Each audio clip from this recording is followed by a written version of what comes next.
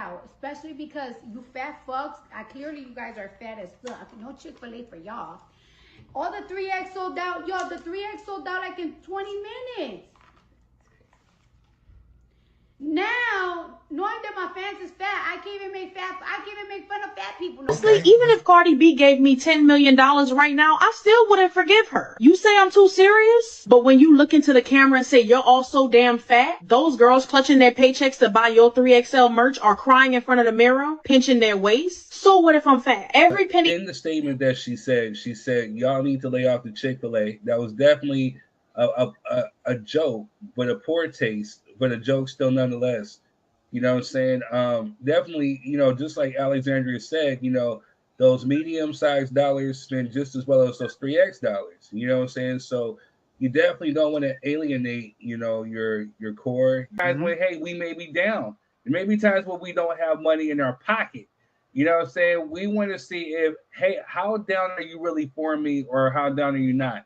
Because if I had no money in my pocket, then that just means that, hey, you're going to bounce to the next nigga who probably got something who can probably trick on you, get you the Birkin bag, get you the shit that you want, so you don't have to work or do X, Y, and Z.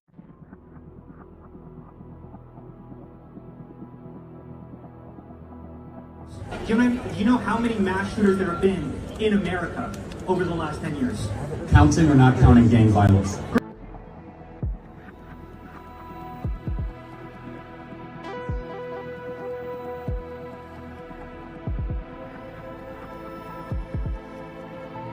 Hello, my name is Michael Pandula. Along with Robert Draskovich, I represent the defense of Dwayne Keefe D. Davis for the charges being brought against him by the state of Nevada.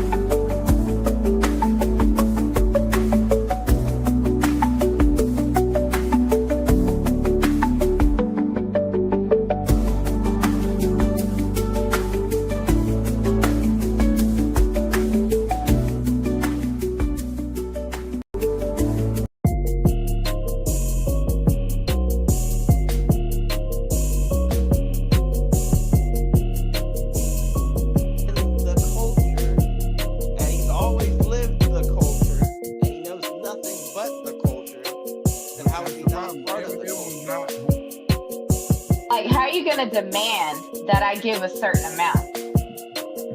How are you going to demand that? That's crazy. Say that you get more jobs outside of the Breakfast Club now, without mentioning that you get them because the Breakfast Club is crazy. He wasted a half a year in the campaign, and so where she, again, matter of fact.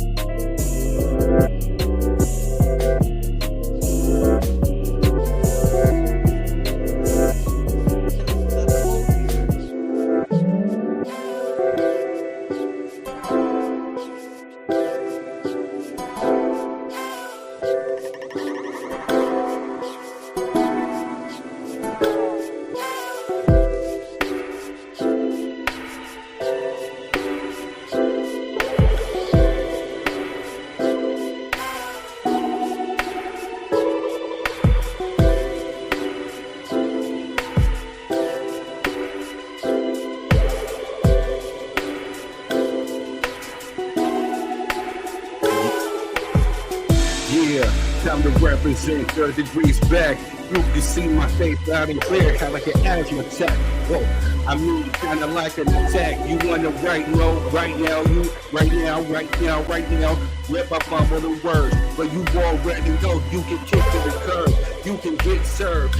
Kind of like B2K, you really don't know. Yes, it's Thursday, on a Thursday, no, it's only Friday, but we about to hit the highway, about to show you right now, you better call Mayday, we only in it right now, just to go and get a payday, hey, whatever, I'm real clever with the wordplay, you can get it, you better go ahead and see, 3rd degree, literally, I can rip you into pieces, if you don't know, come to the show, check the thesis, like I said, we're standing on business, yeah, Jessica right here, we don't need a witness, now shall I proceed to give you what you need? If you don't like me, you can take heed and take it to the admin compliance bank. If you really don't know, I don't care what you think.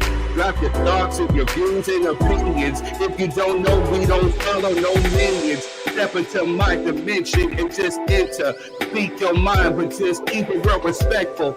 If not, then we're gonna get you a head full, get you up out of here, put you in the goulash. If you right now, you can see this ain't no mirage. Start to come up, you better quit your day job, bruh. Whatever you got problems, I only know one way how to solve them. Stock back, revolve them. No, that was the past life. If you don't know, yes, you better go and pass the mic.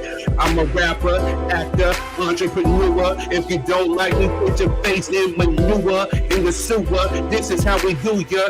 Get up on your knees and please scream hallelujah. 30 degrees back, full in effect. If you don't know right now, you better watch your step. Yeah. What's good? What's good? What's good? What's good, my beautiful people? Yeah, we here. It's a Friday. And we are here. Absolutely. You know, I had to come show face because somebody was talking hella reckless last week, you know what I'm saying? While I was on vacation. So, you know, I had to pop back out, you know what I mean? I see how niggas act when I step away. You did. But it's all good. I still love y'all. Hey, well, what can I say? I learned from the best. Mainly just not you so much. You know what I'm saying? You cool. Look, Rob said, feeling the Hebrew love. Cut it out. What's going on though, man? How was y'all week? Yo, Rob was one of the few. He was worried. He was like, I can't see because for whatever reason my camera was acting up or was the browser, it was something. But yo, they couldn't see my face. So Rob was like, I can't tell if you're serious or if you're joking. Thank you, Rob. At least somebody had your back, man. Me. You know what I'm saying? At least somebody was concerned because third day of show wasn't. You know hey man, he had your back. He was ready to quit the show if you wasn't here. Like, what if he's not here? I was out eating Korean barbecue, living my best life out in Orlando. You know what I'm saying? Wasn't think about third ass. I ain't gonna lie. You know what I'm saying? Shit. I wouldn't have been thinking about my ass either. Hey, they had the Wagyu and they had the Asian beers. You know what I'm saying? We was having a good old time. Oh, you was fancy. Okay. Mm-hmm. You was with the bourgeoisie Negroes, huh? Hey man, that's what happens when you leave your kids at home. You know what I'm saying? You can afford some shit. You know what I'm saying? You can eat good, but you ain't got to bring everybody. You know what I'm saying? You ain't never lied. That's all that was. You know what I'm saying? Hey, truth be told, though, you know what I'm saying? Getting out of the house without the kids, man, it's a necessity. I ain't gonna lie to you. And you know what I mean? You be so caught up in the everyday, day in, day out with the fam. You know what I mean? Sometimes you need to take your lady and y'all just go have fun without them kids, man. And remind yourselves why y'all really together and why it works the way it do, man. Because we had a time them couple of days out there in Orlando. I ain't gonna lie. We had a good old time. Yeah, man. Yes, sir. And we're gonna be How's back the Queen, man? Did the Queen have a good time too? Oh man, absolutely. You know, she got in the pool and all that kind of stuff. You know, I don't be messing with the pool. You You know what I'm saying? People be peeing in the pool and all that. Explain that to Miss Jessica, because she was getting on me about, well, you ain't getting in the pool. What if I wanted to get in the pool with my man? I'm like, Yeah, I'm gonna hold down this beach chair, pimp. You know what I'm saying? I got you. Hey, when you get out and you need a towel, guess who's gonna be right there? Me. You know what I'm saying? you know, ready to dry that flesh. I got you. Third is an excellent swimmer. I learned from the Boys and Girls Club out in San Bernardino. But you know, there's just certain things I just don't do no more. One of them's the pool, the other's the beach. And you want to know why I don't do the beach? Swim. Yeah, I can swim and all that. Word. Be messing around. You want to know what really messed up the beach for me, bro? What? Mexico, Tijuana. No, Ensenada. Yo, because I was walking on the beach, right? And the only thing that I could smell was just this strong stench of sewer. And I'm just wondering, like, yo, am I stepping in ish? Is this where all the ish from America comes? Is right here to these shorelines? If so, that is really funked up. No, that's really funked up. Because remember, they tell you can't drink the water in Mexico. You know what I'm saying? So you got to drink bottled water. So I start putting 2 or 3 together, and I'm like, yo, that's really jacked up of America. So, you know, I start thinking about it. But, hey, in America, you got people getting in them waters. They be peeing and doing all types of stuff, dumping bodies. You know what I mean? I'm just like, yeah, I'm cool. I'm cool. Now, I'll mess with the pool from time to time. Like at the water park, I'm with you. You know what I'm saying? 'Cause I know they got enough bleach in that thing to kill anything. You know what I'm saying? But you dig. But like you know, the ocean salt kills things too. There is I salt don't in the beach mess water. with the ocean, man. You know what I'm saying? It's too much going on in the ocean for me to be out there playing around. You know what really messed up when I went to Jamaica? You know what I'm saying? I seen the water out there, like how you can see your feet in the water, and then you go back to Oceanside Beach and you can't see a goddamn thing. I'm like, nah, I'm good. I don't know what the hell they here with me. I'm gonna pass on that. You know what I'm saying? So yeah, ever since I went to Jamaica, I don't mess with the ocean. Yeah. Hey, same thing in Cancun. You can see your feet in Cancun, and those waters are clear. I got in the beach in Cancun. Yeah, them the only ocean waters I'm gonna get in. Yeah, Cancun. I got in the beach in Cancun. I couldn't resist. The water was too clear. And I got into the little day pool where they got the little bar in the pool. You know what I'm saying? Like that's what's up. Too. Yeah. Hey man, Rob, what you doing, man? Yeah, get it together, brother. You know what I'm saying? We off now. Word. Even Quest is on the East Coast. You know, Rob, you still working? Tell your job, yo, I gotta get on with my brothers real quick. You know what I'm saying? Sure. Yo, as a matter of fact, I can't really be up on here too long. I got a flight to catch, like dead ass in the morning. You know what I mean? But like Quest said, this is a production. We love y'all. We show up. Rain, hail, sleet, or snow. Your boy is really, really tired, but we love y'all. So we give y'all a show. With everything that's going on right now, we definitely got to give you a show. So with that being said, let's just go ahead and get into some ratchetness, and we'll see you back in a few. Let's do it. It's good, y'all. It's your boy Third Degree. We're back with more ratchet news. Well, some of it's ratchet, some of it's not, but we still got to speak on it. So let's go. Well, the thing that's breaking the news right now is Charlie Kirk was unalive during, I guess, a conference in Utah Valley College or something like that, man. It's kind of crazy, but we're going to talk about this tonight. I was debating whether I was going to, but I guess the consensus is in and everybody wants to talk about it, so stay tuned. Yeah, no, we haven't forgot about them Epstein files. I want to see what is in them. I don't care who's in it. I want to see them because I think there's a certain orange guy. Anyway, moving on. Rock Nation is giving New Yorkers a chance to invest in their casino with as little as $500. Is that a good move or a bad move? Next story. France unveils an artificial heart that can beat forever with no donor needed. Ooh, is that a new thing that they're going to do for AI to replace humans? Moving on. Another sex tape drops for Empire's Brashear Gray, caught in a new leak with OnlyFans star Jacoby. This dude was just full on he's just being like a gay porno actor at this point, man. It's sad. I think drugs are involved or something may be happening, some mental health, but the bro needs help, man. However he chooses to live his life, how he chooses to live his life, but this stuff for attention on OnlyFans, it's getting a little out of hand, man. So prayers out to him. Moving on. It's being reported that Trey Songz reaches a confidential settlement in Miami assault lawsuit. Man, he can't catch a break, right? Moving on. Yeah, we have not forgotten about those Epstein files. All right, hold up, moving on. Glorilla class back at Young Thug, and you know what? It was actually kind of funny. You know what I mean? But hey, she had to get her issue off. I ain't mad at her, you know. But moving on. It's being reported that Lil Baby is allegedly retiring from making music. We will wait and see. Moving on. Wait, but speaking of Young Thug, he pins a letter saying sorry to Drake, Future, Lil Baby, 21 Savage, and others. You know what I'm saying? Like, I want to know what was the cause for all these leaked phone calls, man. But we're going to talk about that maybe if we have time tonight. It's being reported that Mobb Deep's new album, Infinite, is set to feature Nas, The Clips, Ghostface, Raekwon, Her, Georgia Smith, and Big Noise. I can't wait, man. From what I heard, it sounded pretty dope. So, R.I.P. to Prodigy. Moving on. Speaking of Charlie Clark, Dr. Umar Johnson calls out people in his community for celebrating the passing, which is something we're going to talk about tonight too. You know, I got some for some folks that came at me too. You know what I mean? But hey, moving on. Warren G is now partial owner of a minor league baseball team and wants to name it the Regulators. That's a smart branding thing, yo. Only him. Moving on. But speaking of albums, in New Yorkers, Joey Badass' new album, Lonely at the Top, fails to chart at the Billboard 200 with less than 9,000 units sold the first week. Jeez Louise.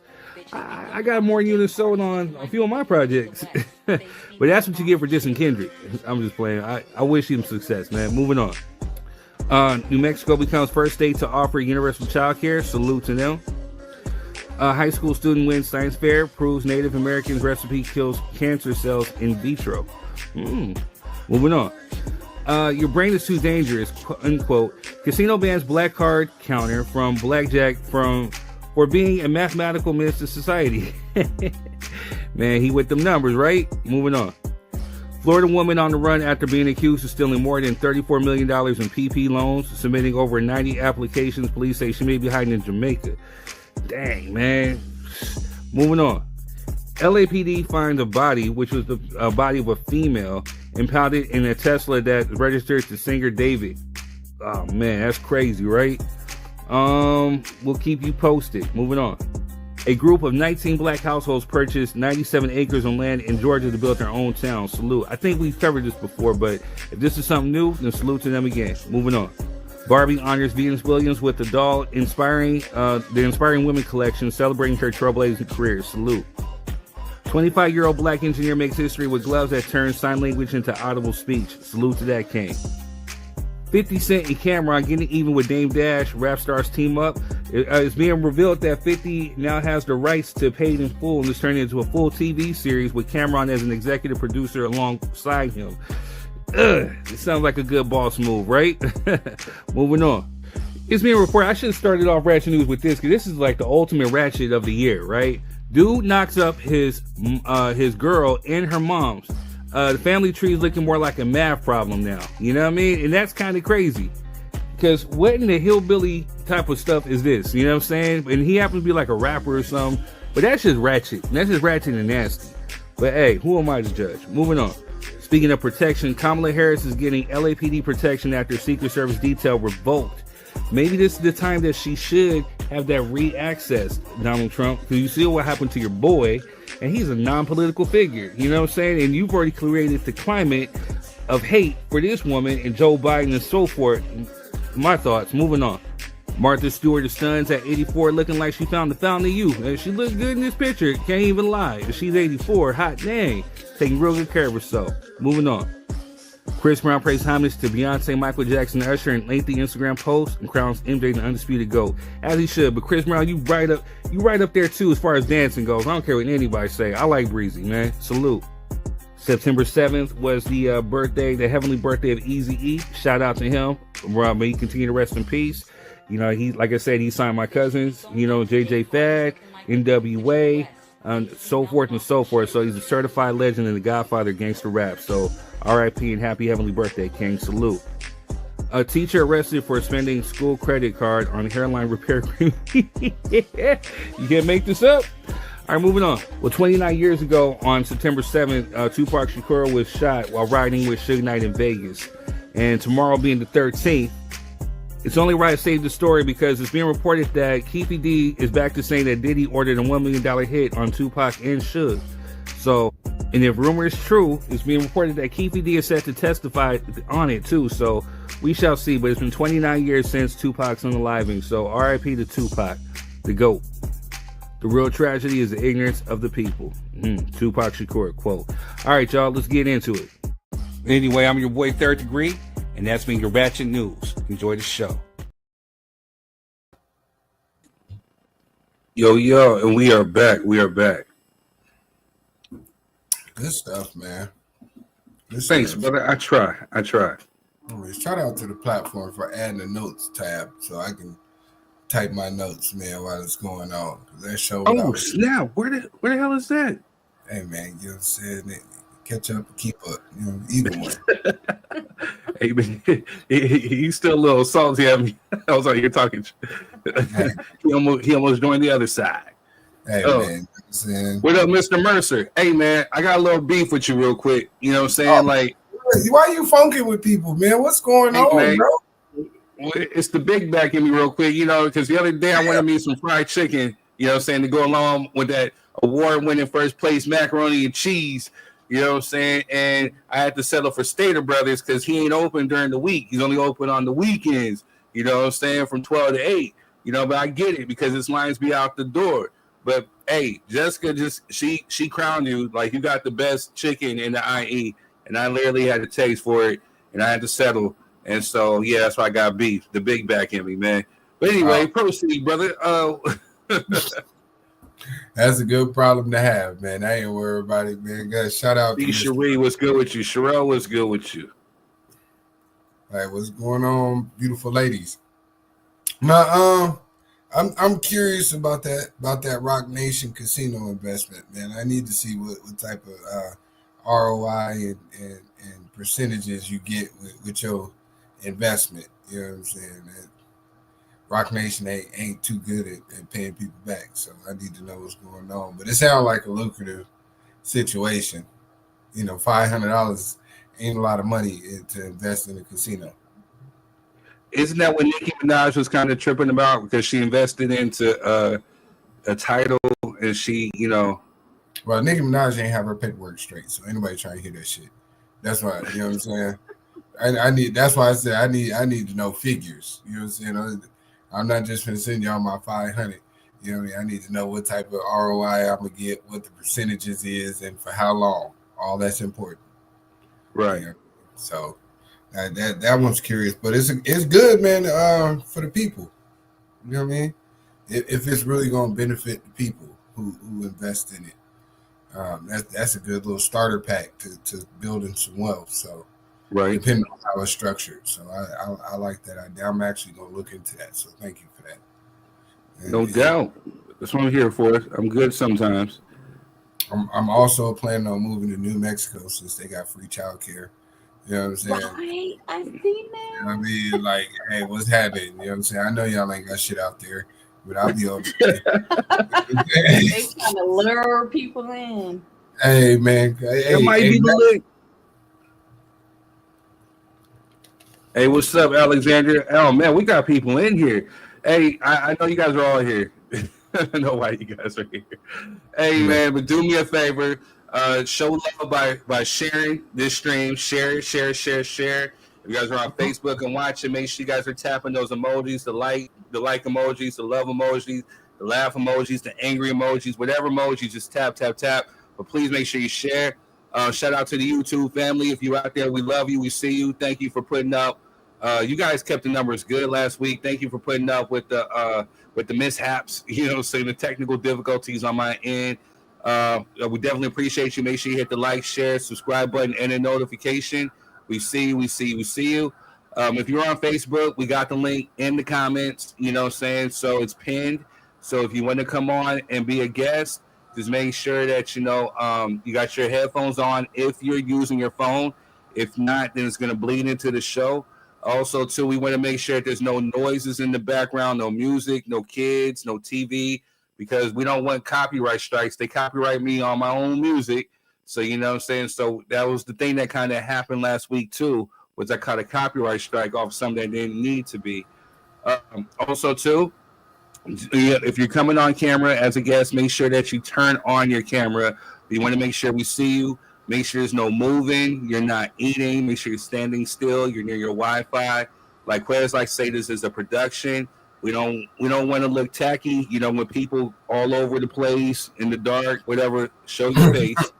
You know what I'm saying? If not, then, you know, make sure you have an emoji or something like that, or for your avatar on your thing. You know, that's the only way we will kind of let that slide. Other than that, too, just make sure you come on and be respectful. This is going to be a very intense show, you know, with me. You know, I shout out to my pops. I get the concern. He's on a new kick of, you know, being about peace. But, you know, there's something that we got to kind of talk about. We don't ignore the hot topics in the headlines.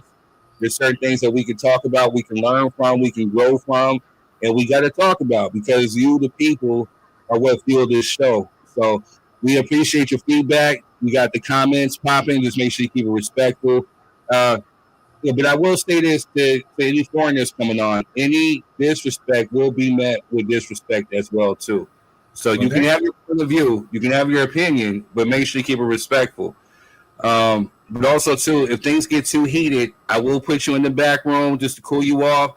If the temperature still isn't cool, then, you know, we just got to kick you off the show. You know, saying it's no disrespect, but we don't want that type of vibe or that type of energy for the show. But we got to talk about some things. So, absolutely. Well, on a lighter note, you know what I'm saying?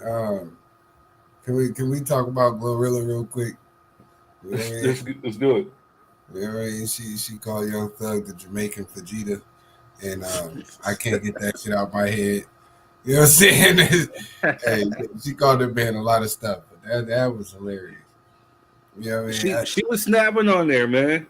Yeah, they say it's AI, but some of them words in there, AI can't do that country ass accent that she got. You can't hide that, and AI can't do it. You know what I'm saying? I'm just being honest. You know what I mean? Right. They did an amazing job. I hope it's real, just for the sake of it, you know, being hip hop. You know what I'm saying? Like, I hope she really made that joint, because when she was snapping on there, she sure was. She was snapping. You know what I'm saying? She said, man, Whoopi Goldberg face, man. I was like, come on, man. Rob said he hurrying home, man. Hey, be safe. C Street, what's good with you? What's good with you? Cheryl, what's good with you? And you know, I like Glorilla, man. You know, me and Jess seen her at the HBCU. She was performing. She was there holding it down. You know what I'm saying? So just like you said, her little country accent, you know what I'm saying? She was kind of going, I hope it's real. But, you know, I heard like some phones and some bells and whistles in the background. And so that's why I kind of think it's AI. But if it was her, you know what I'm saying? Like, she went in on homie, and rightfully so, because I still just don't get it. I don't really know. Yeah, your boy be out here tripping, man. He was talking about everybody, so. Everybody, you know what I'm saying? Like, was he just sitting in jail, or was he just bitter? You know what I'm saying? Like, yeah, I think he was bored, man. You know what I'm saying? That man told Drake to call the president. Man, that's like, Drake is not from America. What is he gonna call the president for? He cannot help you, sir. You know, what are you in there talking about? You know what I'm saying? If you don't take your 3 hots in a cot and go sit down somewhere, you know what I'm saying, and do your time. What the hell is wrong with you? Ain't nobody finna call for you. All right, let's go ahead and show some love to some folks who give us love. You know, check out these promos, and then we'll be right back. We're gonna start the show. I know where you guys are here, so we're gonna make sure we give it to you. All right, just hold tight, and we'll be right back. But speaking to Melvins, you know what I'm saying? Go ahead and check this out real quick. This soul food spot is a hidden gem in San Bernardino. With $10, you get a full plate and they do not hold back. It's a family-ran spot and they make you feel right at home with the crispy fried chicken that's juicy, mac and cheese and collard greens that slap, and their crispy fried fish. When you pair it with the yams and the potato salad, it's game over. Top it with the dessert, all homemade. The food hits, the prices are beyond fair, and the hospitality is great. All at Melba's Soul Food Kitchen in San Bernardino. Uncle Nearest Premium Whiskey is a brand of Tennessee. Whiskey honoring Nathan, Nearest Green, the first known African-American master distiller. The Nearest Green Distillery, located in Shelbyville, Tennessee, is the world's first distillery, named after an African American. Green is credited with perfecting the Lincoln County process, a charcoal mellowing method that defines Tennessee whiskey's smoothness. Get your bottle today. Hello, family. I'm Marquez. Hey, you guys, and I'm Denisha. We all want the best for our children, right? Security, opportunities, and a future filled with endless possibilities. That's right, but here's the question. What are you doing today to create that future? Imagine building a business that creates generational wealth, leaving a legacy that grows even when you're not working, showing your children what it means to dream big and take action. That's right. With PlanNet Marketing, we offer you the opportunity to earn income while still being present with and for your family. We show you how to invest in their future while securing your own and teach them by example what financial freedom should look like. And don't just tell your kids to dream big, show them how it's done. That's right. Comment below or you could just message us for a direct link to our presentation. All right, so we are back. Welcome back to Drop Your 3 Cent.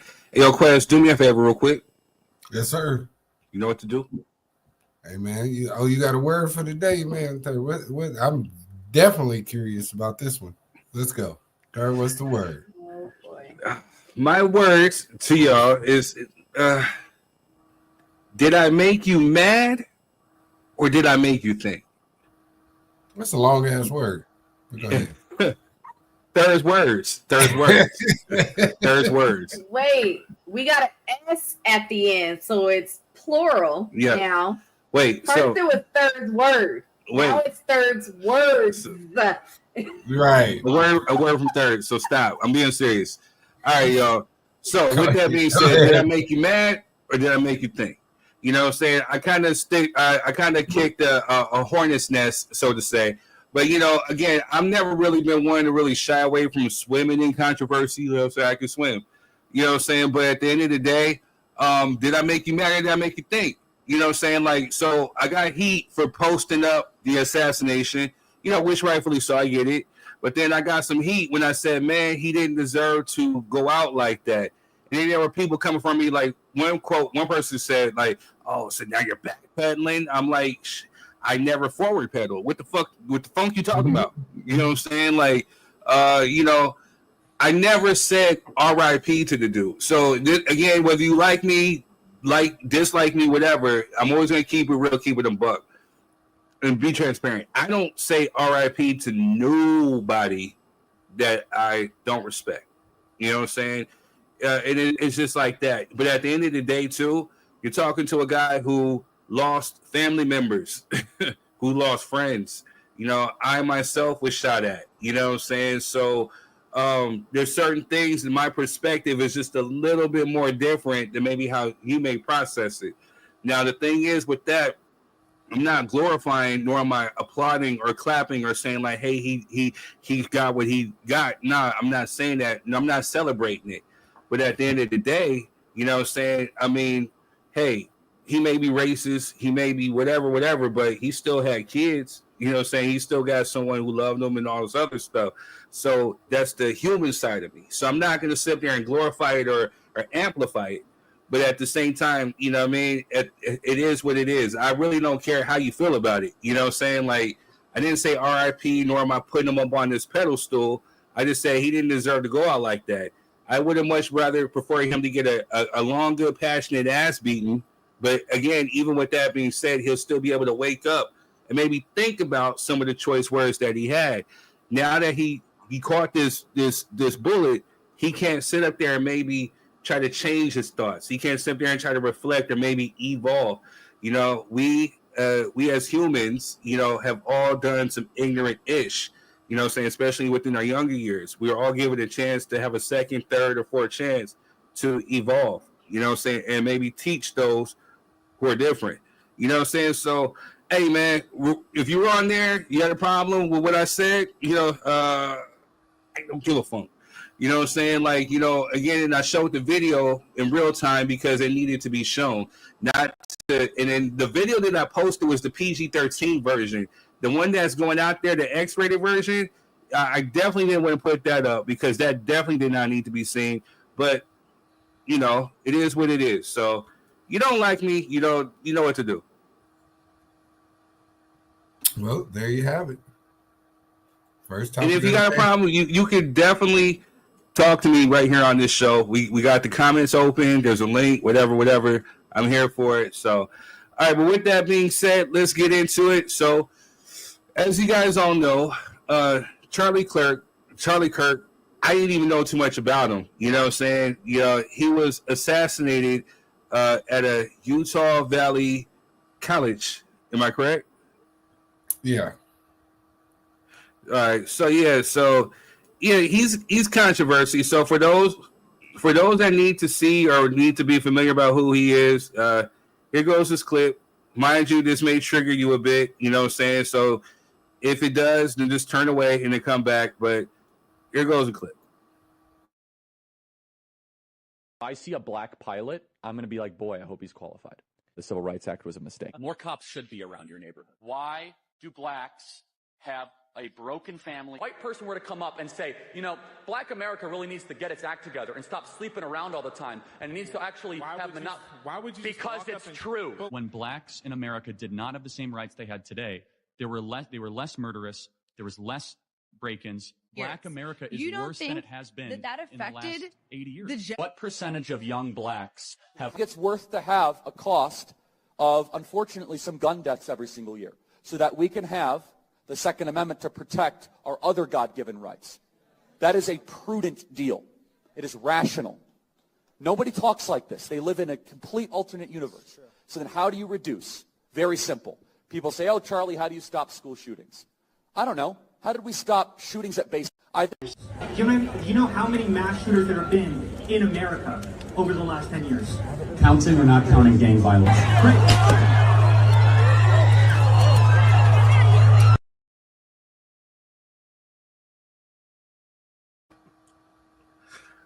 All right, we are back. Hey. I appreciate you, Alexandria. She said that'd be all right. You have a platform that reports the news. That's what it does. You know what I'm saying? Thoughts, views, and opinions. We talk about it. That's definitely. I ain't posting that stuff. That's Bashir Gray. I'm not doing that. Yeah, I we see did you, Rob. watching that. Yeah, I got no, because she's pointing to what Rob has said. Like, I love you, and then what was afterwards. But we ain't doing that. Ain't no Bashir Gray over here. You know what I'm saying? Ain't no confusing. I don't play that. I don't play that ish. I think it was a typo, man. You know what I'm saying? It better the funk be.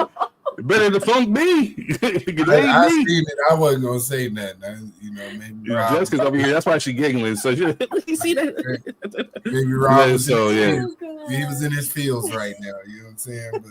But all right, y'all. I think that was a good synopsis, though. Right. I think that was a really good synopsis of what that meant. You know, I've known about him. I don't pay him no mind because he's made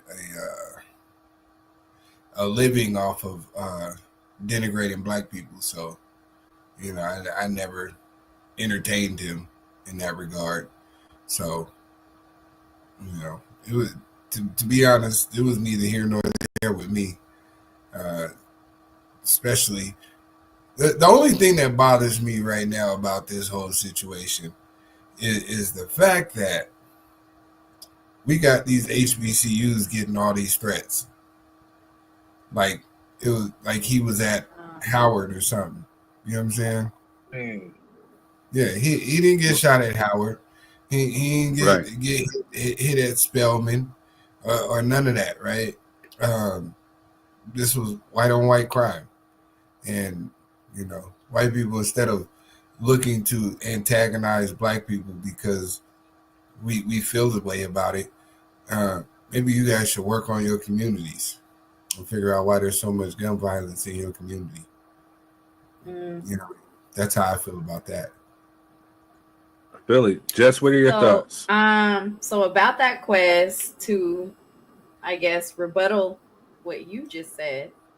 Mm-hmm. So, post that I seen on my feed, because I actually took time, went on Facebook, because I normally don't. But what?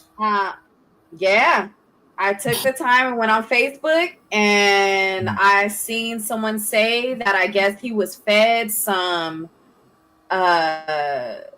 Democrat theology or whatever. I don't know what, but he was fed some Democrat stuff, ideology, whatever they said, and he was poisoned by social media. Okay, this is what they said. He was poisoned by social media, and just because his, I guess, parents were MAGA, that doesn't mean that he was MAGA. That's just what's out there right now. Who, the shooter or the shooter? I mean, hey,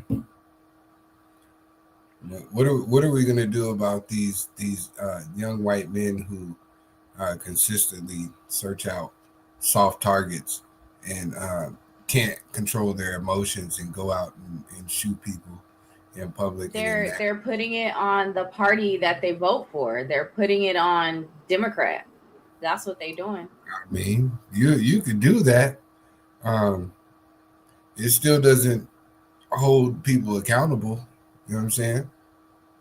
That'd be my whole thing about this. Like, it seems like when we get to these scenarios, now if the tables were turned, and someone in the black community was assassinated by somebody black, the first thing they would be talking about is fatherless households, you know what I'm saying, single parenthood, the reading comprehension, you know, the time he got suspended in 3rd grade because he was talking too much in class. All of that would be associated with the individual.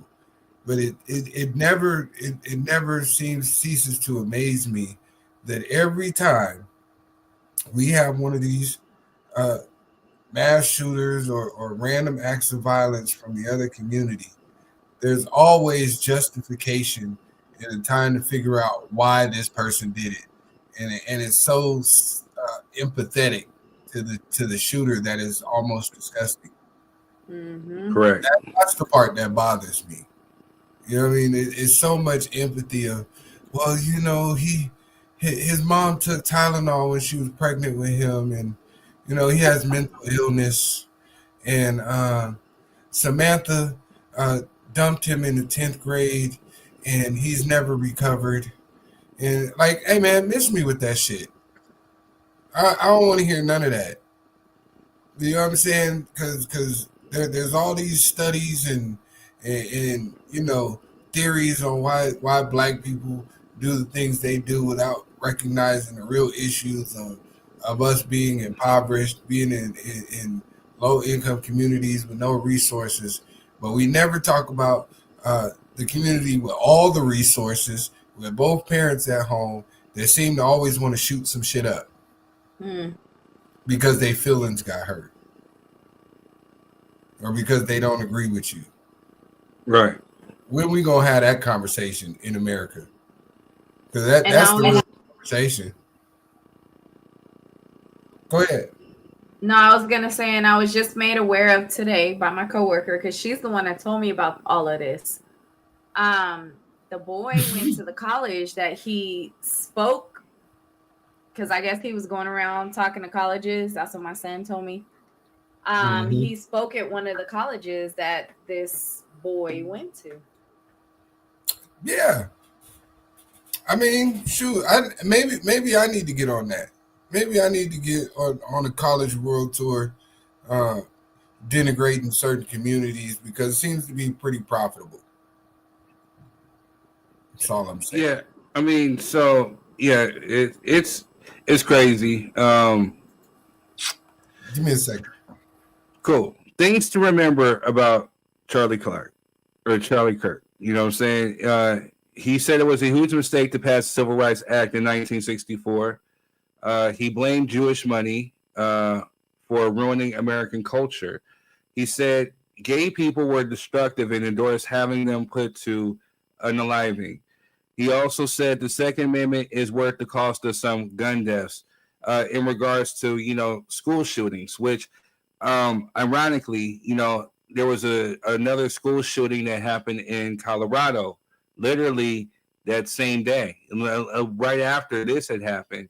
And again, it was by allegedly, because I got to get the full story. I'm still kind of researching, but the shooter at this high school was, again, one of these far-right extremists being fed some other stuff, whatever, and acted out, his anger. You know what I'm saying? So it's just really, really crazy. And so and then also, too, the kind of, they were trying to essentially, and I think me and Quez were talking about this, we knew where it was going to go. You know what I'm saying? Like, the thing I'm going to say like this is, the dude who shot him, you're a punk. And I'm not saying it because of whatever. You're a punk because essentially you made this guy a martyr. And, the fact that, President Trump is trying to have flag raised and all this other stuff, he wasn't a political figure. He was just your friend, a good dude who, not a good dude, but a dude who thought you were good and endorsed you and supported you. And, pretty much went off of your own ideologies. You know what I'm saying? There was nothing about him. He wasn't a mayor. He wasn't a governor. He wasn't a senator. He wasn't a representative. He wasn't ish. You know what I'm saying? But a far right extremist. And go ahead. I heard he was an influencer. Well, is that a government official? No. Okay, so some easy money. Well, who gives a fuck about, you know what I'm saying? Like, I mean, we're influencers. If that's the case, then should something happen to us? Should a flag be risen? I mean, he wasn't essentially ish. You know what I'm saying? Yeah, he was an influencer because, again, if you're on these platforms, there's a group that people cater to. So he was speaking to the people who think just like him. You know what I mean? So with that being said, though, it's just crazy that, he got honored the way he did, but you made him a martyr. So me and Quez knew where this was going to go. Oh, he must be a Democrat. Oh, he must be an immigrant. Oh, he must have been either black or Mexican and all this other stuff. And the irony of it was that, right before that shot rang out, he was asked about school shootings and, he was asked about mass shootings. And literally he said, well, with or without gang violence. And then he happens to get shot and unalived on a college campus, which qualifies it as a school shooting. You know what I'm saying? Like, the irony of it. You know what I'm saying? It's the irony of it. The guy that was out there, what's up, scenario, was asking about mass shootings and then school shootings. Is there something we got to do? We're talking about gun control. And then he tried to deflect it onto the gang violence, you know what I'm saying? So, boom. And then another thing that happened was, when I talked about it, they're like, well, I said something to the effect, well, this definitely wasn't gang violence. This didn't happen in Chicago, which, again, is the far right's go-to. Whenever something happens, like a school shooting or when people get shot up in a church or if it's anything racially motivated, they always want to go to Chicago. Well, what about Chicago? What about Chicago? Mm-hmm. Well, this Utah is far away from Chicago. And when I said this, someone said, well, we don't know if it was not gang. We define what gang is. And I'm like, really? Are we really going to move the goalposts like I said? Right. So, again, but we start defining gangs, it's going to turn out that a lot of white people aren't in gangs. That's what's going to happen if we start defining it. We're going to realize that a lot of the clear community is part of a gang. That's why they don't want to define it. Right. You know what I'm saying? Because it technically, we ain't the gang. Fuck you talking about? Shit's irritating. You know what I'm saying? But again, he was in Butt-Kiss, Utah, which again is, anything about Utah is predominantly Mormon. You know what I'm saying? It's definitely one of the red states. You know what I'm saying? So we definitely wasn't a Blood, a Crip, a Vice Lord, a folk, you know what I'm saying, Latin King. It was none of that. You know what I'm saying? The probability of the person being whatever was that he was either white or he was probably going to be Hispanic because the numbers don't lie. But the fact that, again, that we're talking about gun control and the Second Amendment, and we look at it, and he's talking about this very thing, and then right above him it says, prove me wrong. sir, with all due respect, you know what I'm saying, you got proven wrong. And somebody had the nerve to ask me, well, how did he get proven wrong? Well, he got proven wrong because he tried to deflect and say, hey, gun violence doesn't happen over here. It happens in these urban areas with these black people, with single mothers, whatever he was saying, whatever the rhetoric, and he got popped literally on a college campus, by a person who looks just like him. You know what I'm saying? He doesn't look like me, Quest, Jess, or like Enrique down the way. You know what I'm saying? He didn't look like none of us. That's always been the misnomer. And every time people tell me about, what about black on black, crime? First of all, there's no such thing. People do things to people in their proximity. And since America is basically so segregated, without being official, most of the people that harm white people are other white people. Same thing with Hispanics, same thing with Asians, right? The people that you are around are usually the people that are victims of those crimes. So, right, like Alexandria said, the only difference is when it comes to the black community, we don't typically shoot up schools. We have an unwritten code of ethics, so to speak, when it comes to street justice. No, we don't typically harm children and women and the elderly. Now, if it happens purposely, that's what I'm saying. If it happens, it's usually accidental. But even when it does, we hold those individuals accountable. The problem that bothers me about this quote unquote black crime is the fact that when one black person does something, they hold the whole community at task.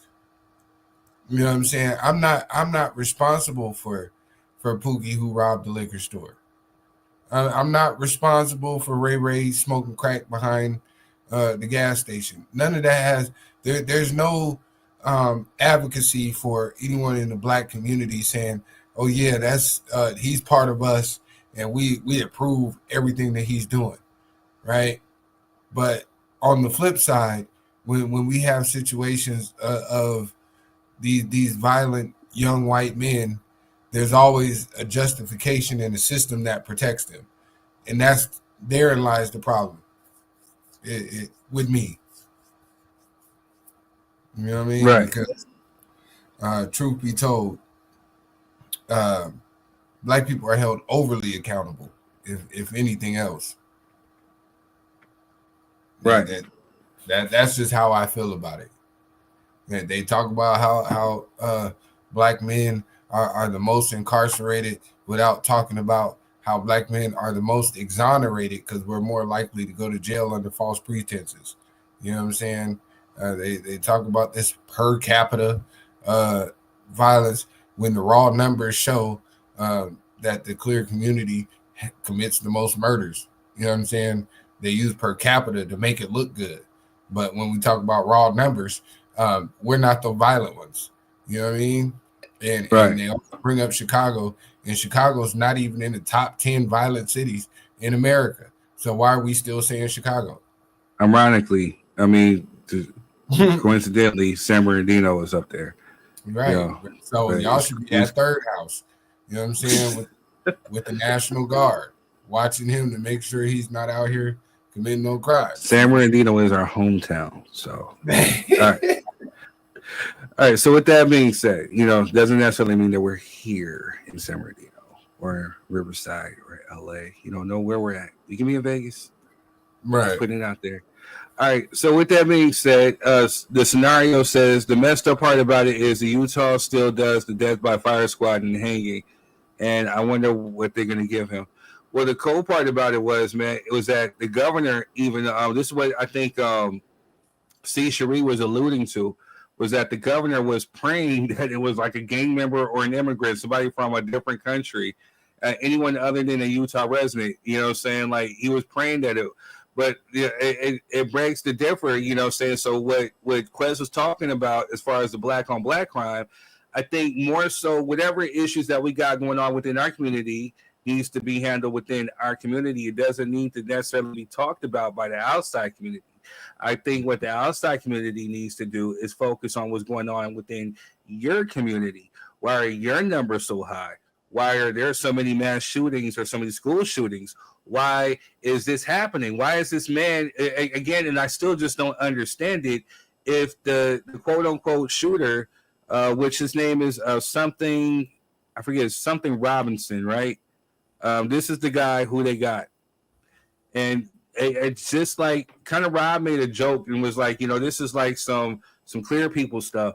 And then boom, saying there was other people like, well, how do you know he was da, da, da, da? And then sure enough, this the image right here that you see of this guy.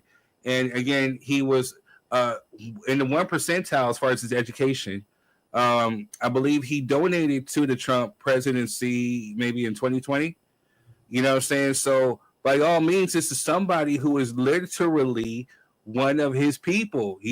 And I talked about it to Quez. I say, he got away because he blended in with the crowd. They were looking for a Hispanic, a black dude, maybe a Jewish or a transgender. They're looking for somebody, and they couldn't find him. How was he able to get away? Because everybody he blended in with the crowd. Yeah, looking for everybody but Brad. Goddamn, you know what I'm saying? The way that he got caught, right, was that I think his father recognized him and told somebody like, "Hey, I think that's such and such." His last name was Robinson. I forget his name, but this Tyler is him. Robinson. But huh? Tyler Troy, Robinson. Tyler, there you go, Tyler Robinson.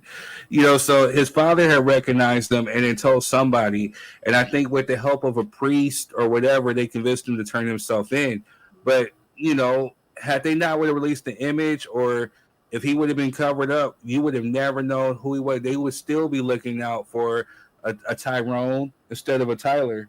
You know what I'm saying? But look at that hairline. At 22 years old, I would be upset with my life too if my head looked like that. I'm just gonna throw that out there. Like, you know what I'm saying? Like, that's ridiculous. Look at Tyler holding that weaponry right there. That's normal. That's commonplace for the clear community. But because all we got is switches in Chicago. You know what I'm saying? That's America's problem. People running around here with 9mm with switches on them is America's problem. Never mind these rural clear people who are running around here with 50 calibers and 30-06s and all this massive artillery where they got 700 guns in their house and ain't none of them in the safe, so they third grader can go pack a Glock and take it up to the school and shoot the lunch lady because she didn't make him a peanut butter and jelly sandwich. That part. Man.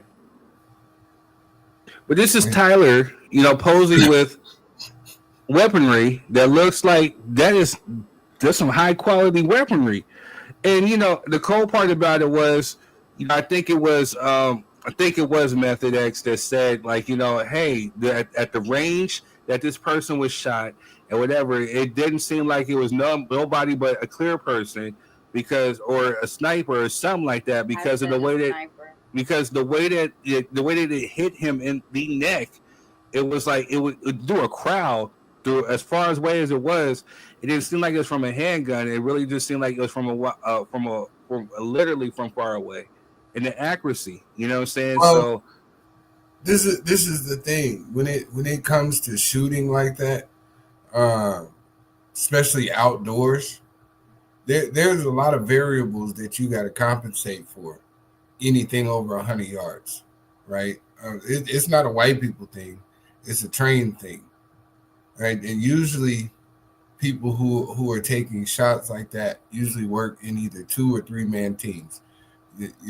Usually these individuals have a spotter or someone of that nature. So I don't think this individual did this on his lonesome. A 200-yard shot from an elevated position down into a shaded area to have that kind of accuracy is pretty much a trained professional. It's not an easy shot to make. It's adjusting for wind, because I seen flags blowing in videos. So that means you have to adjust for wind, barometric pressure. There's a lot of things you got to calculate to make those kind of shots, and that's not your average run of the mill weekend shooter or people hunting deers and shit. To get that type of accuracy, because he probably was aiming for his head. You know what I'm saying? Which, if you put that in perspective, maybe a 6-inch grouping from 200 yards is still a pretty damn good shot. You know what I'm saying? So either he's really good or he was really lucky. Yeah, really, one shot. No adjusting for target, none of that. One shot, yeah, you're pretty damn good. Most people who shoot every day can't make that. I'll say most privates in the military can't make that shot. Wow. Most people, their first. What did his dad do? Oh, so that's a good question. Everything that is related to him has been removed and scrubbed off of social media. Of course. Mm-hmm. C. Cherie says he was chosen for the role. Very well could have been. Rob was saying earlier, he said clear people skills, you know what I'm saying? And that's the comment that he made that got him lit up in his comment section by certain folks, man. You know what I'm saying? Like, you know what I'm saying? But then, yeah, going lo and behold, I mean, here, look at the picture. Was Rob lying? Was he off? So this I think he's off a little bit to flex. Because I don't think it's necessarily a Caucasian thing to me. You know what I'm saying? It's training and ability. You know what I mean? There's plenty of like one of the most notable snipers out right now happens to be black. Yeah, he has dreadlocks and all of that. You know what I'm saying? And he's a very proficient sniper. Right. Has tons of kills in war. They call him the Reaper. But dang. Well, hold that real quick. Yes, you can join the chat, Rob. My fault. The link to join is in the description on Facebook. If not, then it's on the top. I have it pinned in the comments section in the comments on Facebook. On YouTube, it's in the descriptions as well. So yes, anybody can join in. Just make sure that, again, if you're using your phone, you got your headphones on, your Wi-Fi is popping, there's no noise in the background, you ain't moving, you ain't doing no extracurricular activities. You know what I'm saying? You are welcome. Rob, I didn't take it out of context. I'm just answering you in regards to the massive audience. That's why I said it like that. I'm not taking it out of. I get what you're saying, Rob. I get what you're saying too. You know what I'm saying? I didn't take it out of context. I understand what you got going on. I'm just. I just want to clear this up for the people. You know what I'm saying? He is half Asian, half white. So, man, double trouble. If anybody would know, then he's gonna speak on it. He's speaking about something that's within his community. You know, get off of his nutsack. let him breathe. He gonna hit you with this katana, or he gonna hit you with this AR. You know what I'm saying?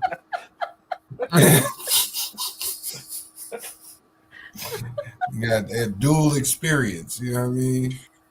Rob is a dangerous man. You know what I'm saying? Yo, so real quick, while we're waiting for him, I got some more words. Oh shit! Come on. Some of you niggas, and I'm saying this directly.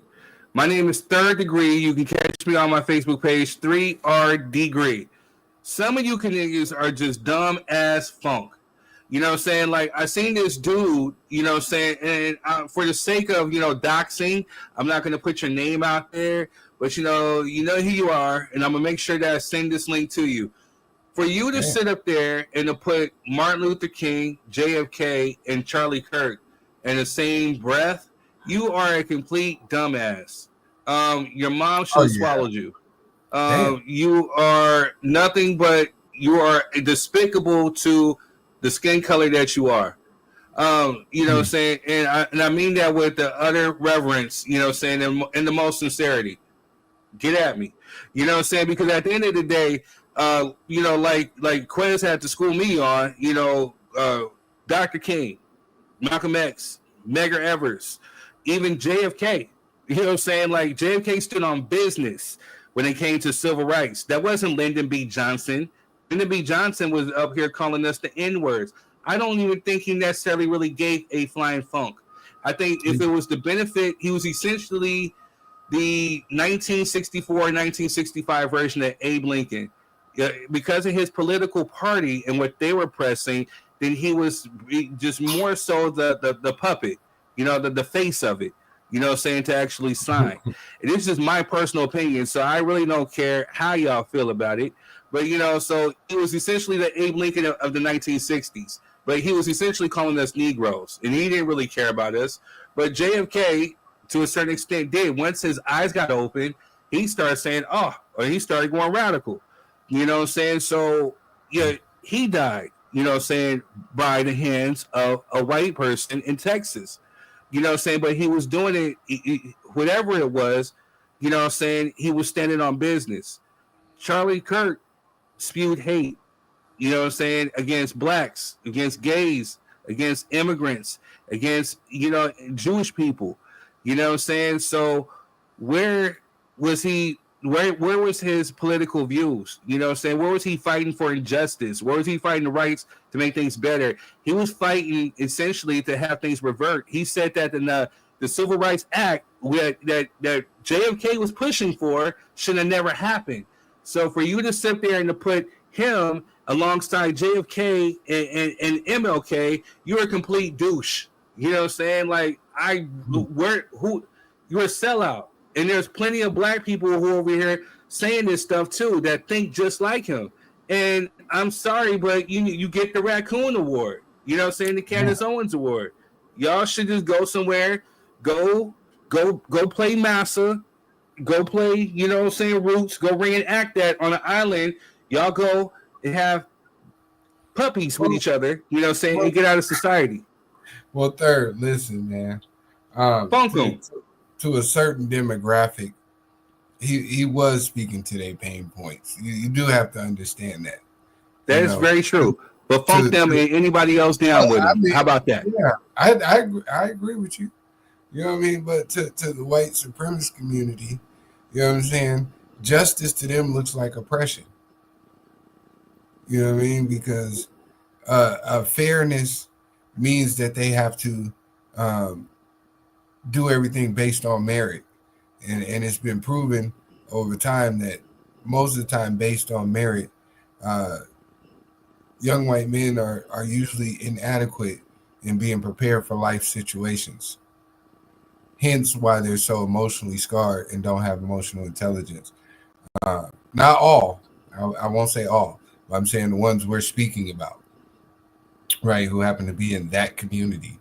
Those individuals usually are in their room with the door locked or in their mama basement. You know, they're socially awkward. They're you know what I'm saying, afraid to have human interaction. But online, hey, they got them Vikings. You know what I'm saying? They are here to take over the world online, but in person, they're too cowardice to confront a lot of their emotional distraught in person.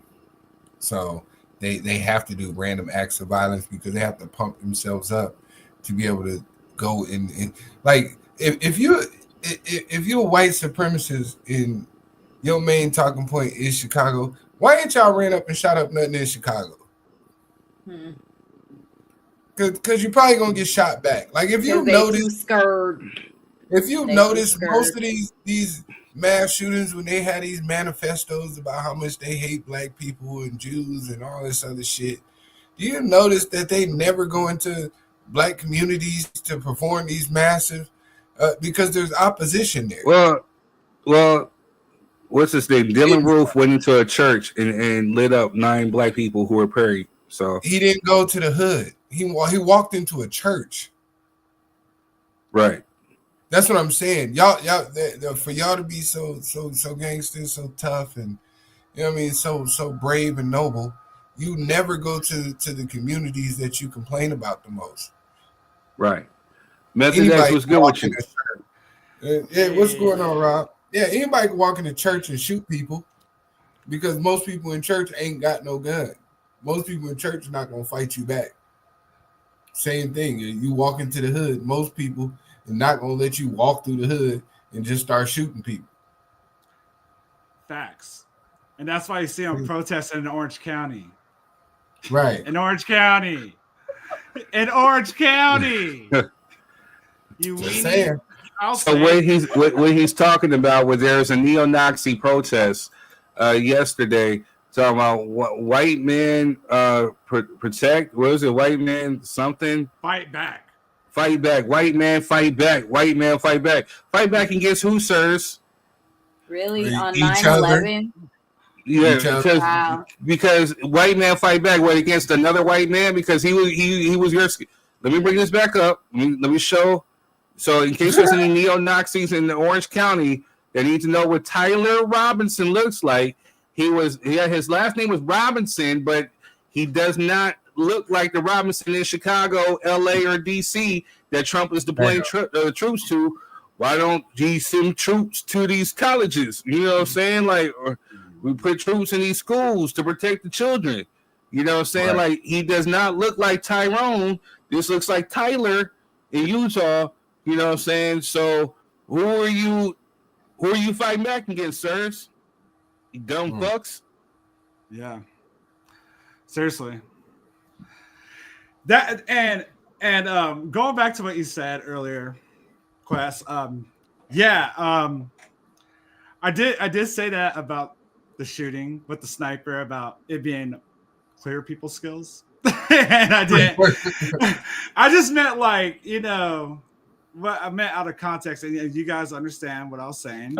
But just to clear it up, I'm sorry, man, but you're never going to catch an Asian or a Mexican or a brother out in the broad daylight like that, doing something like that. You're not going to. It's possible. No, that's very true. I'll give you that. Don't get me wrong, it's possible. But it's also possible I can win a lotto too. That's the context I was missing. You damn right, because we no, it's not happening. And there are several people that were on my post trying to give me backlash and acting like that's so simple. I go to the gun range every other week.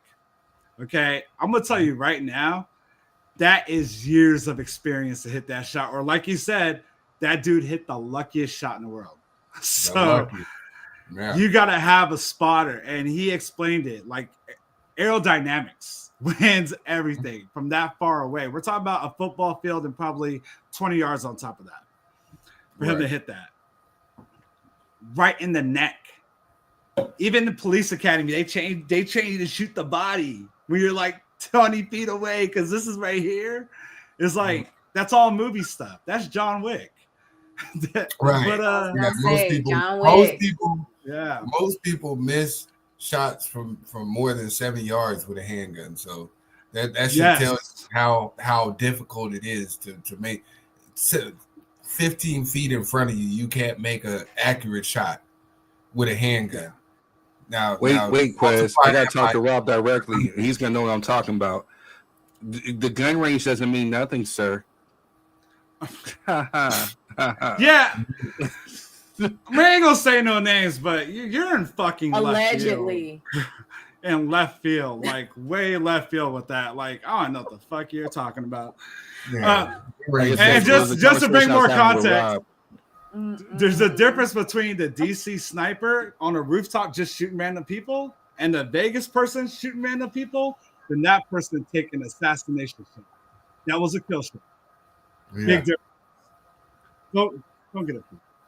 Absolutely. Yeah, the gun range don't mean nothing. You know what I mean? You got skills. And like mind you, I don't know nothing about guns, you know what I'm saying? Like, so I don't do nothing of that. Where else do you prove that you have skills? I'm gonna keep that between us, my guy. But yeah. But that's my question. Where else do you prove that you have skills at? Unless you just out here shooting random people at different distances. That's what the gun range is for, is to perfect your craft or to hone in on your accuracy. And that's exactly what the gun range is for, to prove that you can started shoot. at 4 years old. Muscle memory. And you know what I'm saying? I mean, from the looks of it, maybe he was practicing. And what is that? A M243? Yeah, like most people don't have that. Yeah, and honestly, I can't tell from the picture because the picture is horrible, but it looks like an M243. And as you can see in the background, there's a military person standing behind them, so that was clearly just for show and just like, you know, it's not like you can shoot those, but to be able to get one of those, you ain't getting one of them.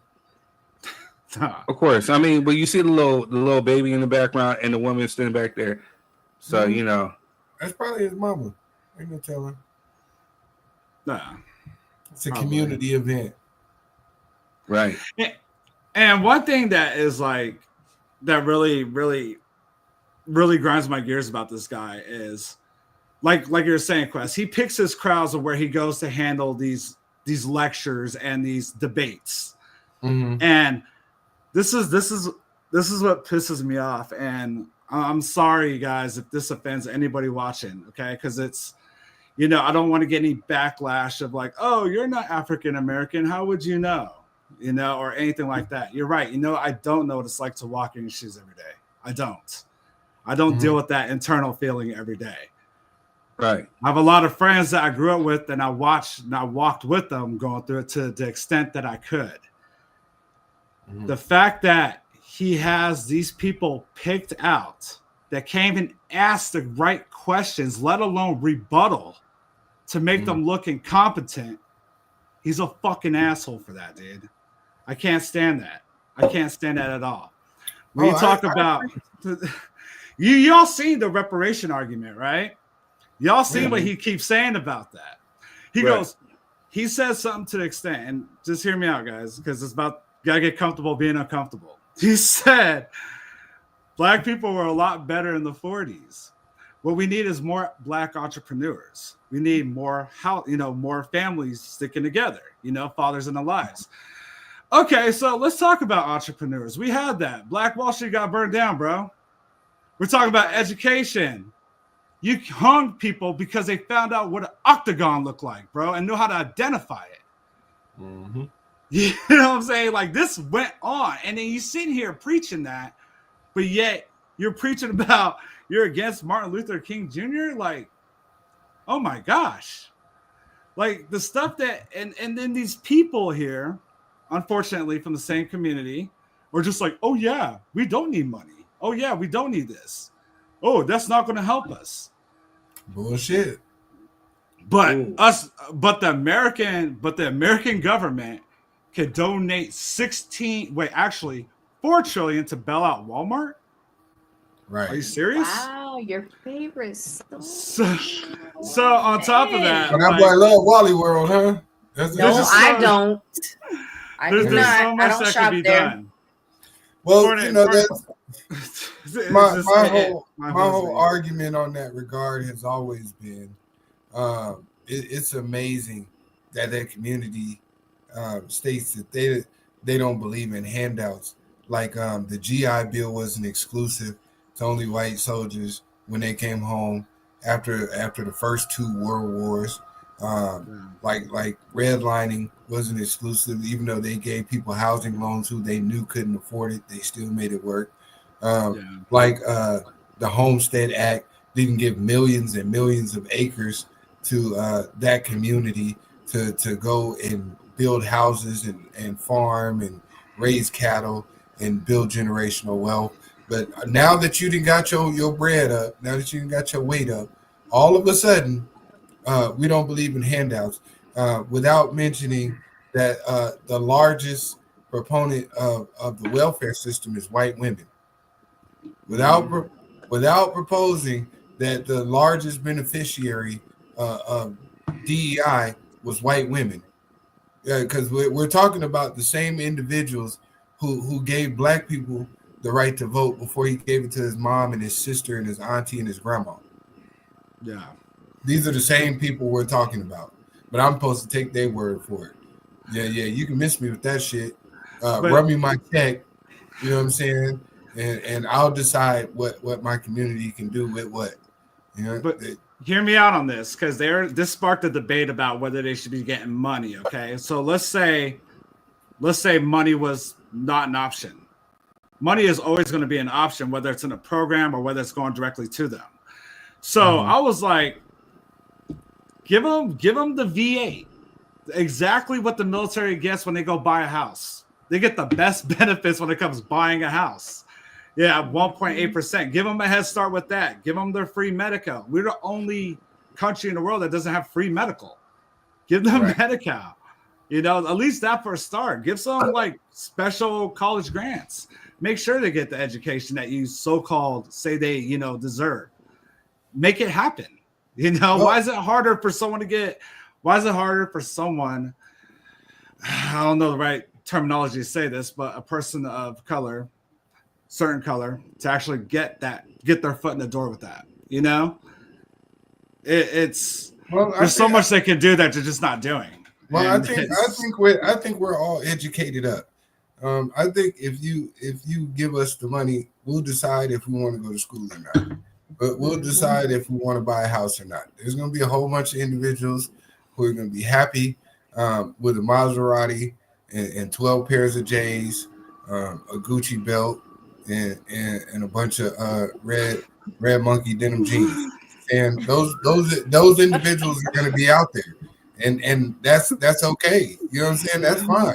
But I think their biggest fear is the fact that if you do give out that money, there's going to be about a 10% margin of individuals who have the financial capability and wherewithal to build resources and to be able to build industry around the money that they receive. Just like that family that bought 97 acres.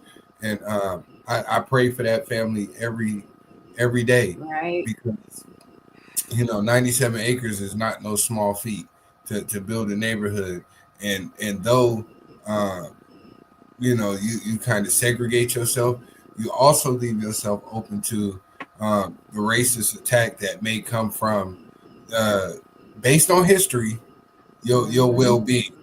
You know what I mean? There's going to be a reason to build a freeway over it. There's going to be a reason to claim eminent domain. There's going to be a reason to run all of you out of there because you whistled at a white woman at the Dollar General or some shit. You know what I'm saying? So I pray for them all the time because that's usually how that story goes. Right. The scenario says, let us have the option. Either way, it's going to stimulate the economy at an all-time high. I mean, there's that. We talked about this definitely last week. Quez will be right back. I didn't even know he was jumping off. But in closing, I mean, so I don't know. I know right now this has really sparked a lot of talk. Definitely a lot of debates. Again, this is almost equivalent to the Trump presidency, where we're seeing a lot of people in their true color, in their true form. You know what I'm saying? And it's just really, really crazy. Again, Lane, I'm talking to you directly, Rob. So, I said that he didn't deserve to go out that way, and I meant that, you know what I'm saying? Because, again, I literally had to bury my brother, due to violence, and it's just one of those things where it's just like, for me personally, I'd much rather have my brother here, catching the fade or enjoying his son, that his newborn son, saying that he was enjoying before he was unalive, than to sit up there and to be taken out due to a disagreement or due to a, whatever the situation was, what I'm saying? So at the end of the day, the dude, Charlie Kirk, was he a piece of shit? Yes, he was a piece of shit, what I'm saying? But at the end of the day, he had 2 kids. But and a wife. You know what I'm saying? And yeah, I know. Wait. Like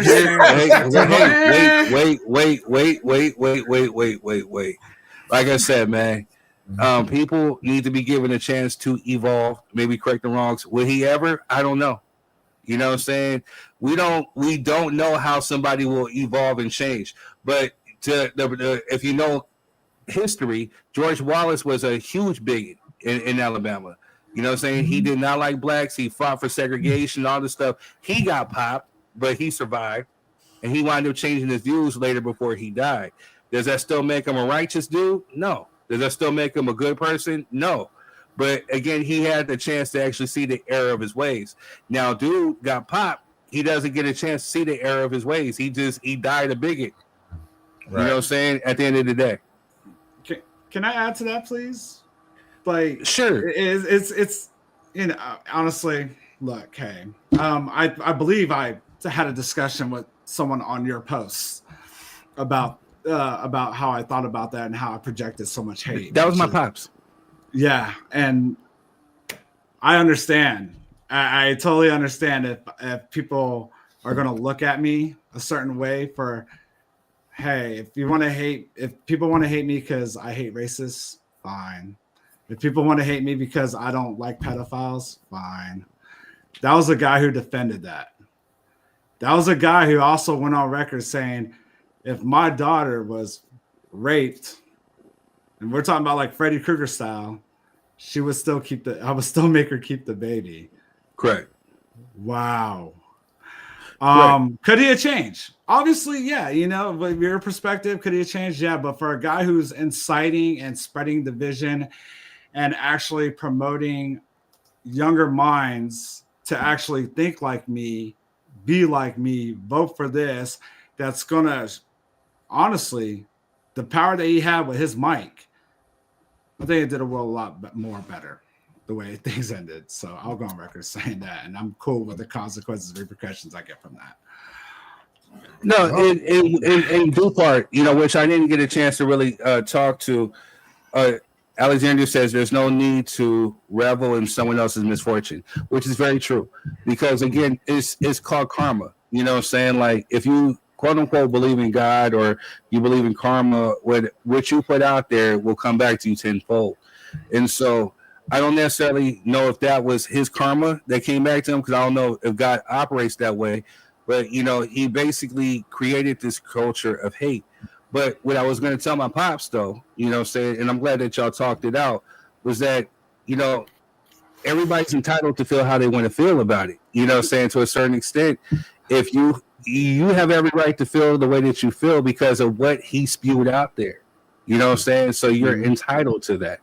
You know what I mean? If you say, hey, I don't rock with this dude, whatever, then cool. Nobody has to subscribe to, oh, well, may he R.I.P. and he had a family and all this other. I'm not on that.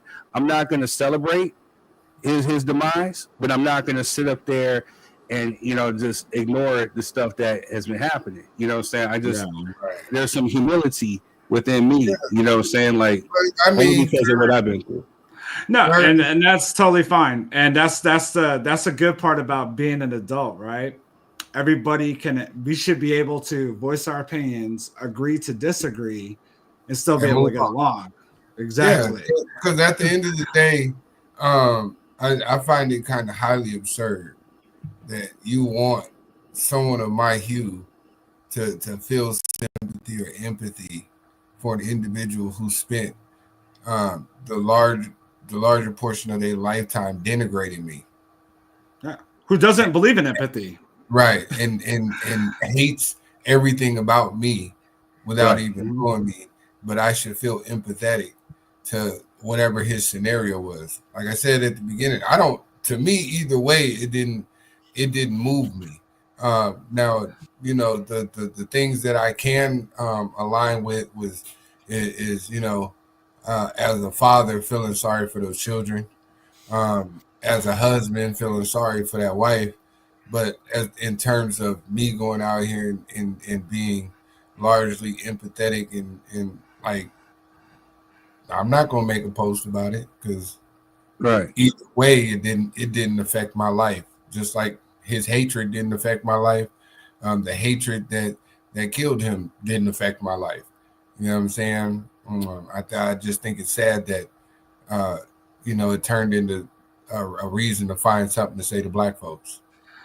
Absolutely nothing to do with it. Real quick. We got to go to the next ones. We spent a little bit too much time. But the scenario says, I hate the fact that he said a lot of racist stuff and hid behind the title Christian man. It kind of makes others look at us like we're all alike when we are not at all. No, very true. But again, you also got to remember, too, if you know your history, that a lot of people are doing slavery, Jim Crow, segregation, lynchings, and all this stuff in the name of Christianity, too. They take the word and they pervert it. You know what I'm saying? So however God chose to deal with this man when he met him is how God chose to deal with him. We don't have no say-so and control. Again, we all at fault. You know what I'm saying? I commit a lot of faults. So whatever it is, that's between him and God. I ain't got nothing to do with that. You know what I'm saying? But I'm not going to be up here celebrating. But at the same time, like I told you, I'm not going to be RIPing this dude. And yeah, I don't respect you. You know what I'm saying? Because at the end of the day, you know what I'm saying, you were a punk. You know what I'm saying? So. And on that note, I just want to say he should just be the prime example of what karma looks like. Really like I said, hey, that may be true. We don't know. That's the same. We don't know. We can't be the author of that. Pop says, I want to be clear. I have no respect for all of you and your opinions. I'm just saying that sharing opinions publicly is not necessary. And in this atmosphere, it actually fans the flames of discord. Scenario says we're not doing that. And then Alexander says he ultimately reap what he sowed. This is not the Lord's doing. We have free will to sow good seeds and free will to sow bad seeds. Either way, you will reap. That's very true. That part right there. Right, put that shit on the shirt. Put that shit on the shirt. Matter of fact, you know what I'm saying? We're going to start that. We're going to pin that. Now, going back to Pops. Pops. Love you. You know what I'm saying? You're my hero. You're one of my heroes, my top heroes. But at the end of the day, we're living in an era where, again, I don't necessarily know if fans flames, but we're entitled to speak how we speak and to feel how we feel. And again, with this platform here, this is exactly what we report. We report on any and everything, not just, you know, the racist stuff or this and that. We talk about everything, and we try to find a balance in it, and we try to humanize it and give it back to the people. So when I asked everybody, I was asking everybody, do we talk about this? Everybody said yes. How could we not? Because, again, we knew that, hey, this is what is going to happen. And at the end of the day, too, we knew what was going to happen in regards to them trying to blame us. And this is not us on here celebrating or tapping us like, look. We're just showing like, hey, you know what I'm saying? These are the words that you got to kind of go back and eat. You know what I'm saying? This happened by somebody who looked just like you. Like Quez said earlier, these are consequences that we face when we do it amongst ourselves. We face the consequences. We hold each other accountable. We don't rock with this person or this person does their time. You know what I mean? But for whatever reason, it was, the death penalty, this and that, this and that, all before they found out that this dude was a white guy from Utah. Then once they found out, then, let's be empathetic. Let's find, we don't know. It is all these other type of excuses. Quez is 100% right. When it comes to accountability, there seems to be none over there. You know what I'm saying? We will hold ours accountable, but they don't hold theirs. And this is one of these teaching moments to where, hey, if it goes out, maybe hopefully we reach somebody to where they'll sit there and process it like, okay, I get it. And maybe they will be the reflection of change that we need in order to make this world a better place. But we are not glorifying that. Third, I don't think Pops was doing that. You got to also think from the perspective of a father. Third, I think I know what where he was coming from. Is protect you. I know exactly. Like I said, like I said, I don't want to put everything out there. I know exactly what he was saying and what he was doing because I know. I know. Don't buzz down Pops like that. I'm not doing them like that. This is how me and him talk. We've been having these talks since I was a kid. Literally since I was a kid. So the way that I'm able to keep up with you, Quez, is because of him. He put books in my hand at like 5 and 6. So I'm saying, like, this is how me and him been talking for years. This is no diss, and he knows I love him. I'm not saying you diss him, but I think you have to also keep in mind. No, I know where he was coming from. I don't want the people. Let me just say this: he's in a place of peace, and that's where he's feeling comfortable at. He doesn't want anything to disrupt that peace. And so, with that being said, you know what I'm saying? Like, if somebody were to come at me, I'm one of his sore spots. Let's just put it like that. I'm one of his sore spots. I'm looking back at our conversation. For the record, I didn't know that was your dad, and I called him my brother. That's all good. That's the man who had him raising me. So, I'm just saying, you gotta remember that this is a production, right? And right.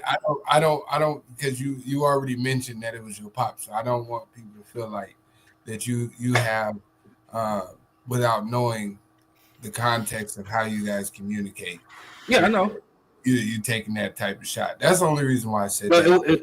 I understand why your pop said. So if it was a shot, I apologize because that wasn't my intent. You know what I'm saying? Like, I have the utmost respect for this guy. Huh? No, I said it just sounded a little harsh. You know what I'm saying? No. Because I think you put two parts of that conversation, two different parts of a conversation in one context. That's why I tried to break it up. Like I said, accountability. If I did that, then definitely, Pops, I apologize. He knows that's not my intent. You know what I'm saying? So with that being said, we're just having an honest conversation. I'm explaining myself why we are here talking about it. But he did say he respects all of us and our opinions, but he feels like us talking about it publicly fans the fuel of flames. So this is what he was saying. So this is why I'm addressing it. No, so, it's a dangerous thing. But this is a platform. You know what I'm saying? This is what we do. Is it me or I was still waiting to see if the National Guard was gonna get sent to Utah, but I was waiting too. I didn't see that. He said we good. I'll pop him in the mouth and I'm not hiding. Hey, here's the thing though. I'm okay now. I can actually body slam my pops now. You know what I'm saying? So shit. I'm talking big cash. No, so he is a Marine. He's a former Marine, and he's a professional boxer. So you know what I'm saying. So you know, imagine. Hey, Pops, drop in the comments who you got tomorrow. Who you got in the Crawford. Team Crawford over here. And I'm going on a record to tell you it's not going to be close. Crawford's going to destroy him. I'm gonna be traveling, so y'all keep me informed. Just like, hey, Third, this was happening. So just keep me informed, man. All right, y'all. So we're gonna go ahead and show some love to some folks. We spent a lot of time on this, which we knew we would. You know, we wanted to talk about these Young Thug leaks. Like, what the hell didn't happen? You know what I'm saying? Like, but you know, Pop says Crawford hands down. You know what I'm saying? Like, yeah, I'm with you. This is gonna be a good one. I'm mad I can't watch it in real time.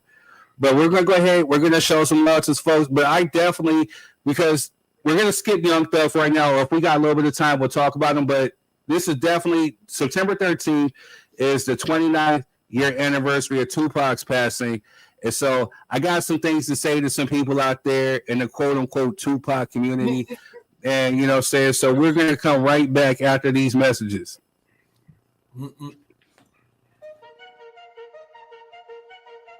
This soul food spot is a hidden gem in San Bernardino. With $10, you get a full plate and they do not hold back. It's a family-ran spot and they make you feel right at home with the crispy fried chicken that's juicy, mac and cheese and collard greens that slap, and their crispy fried fish. When you pair it with the yams and the potato salad, it's game over. Top it with the dessert, all homemade. The food hits, the prices are beyond fair, and the hospitality is great. All at Melba's Soul Food Kitchen in San Bernardino.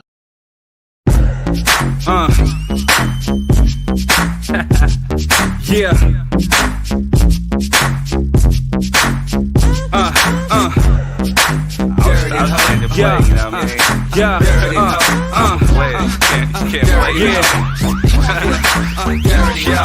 You're wasting time.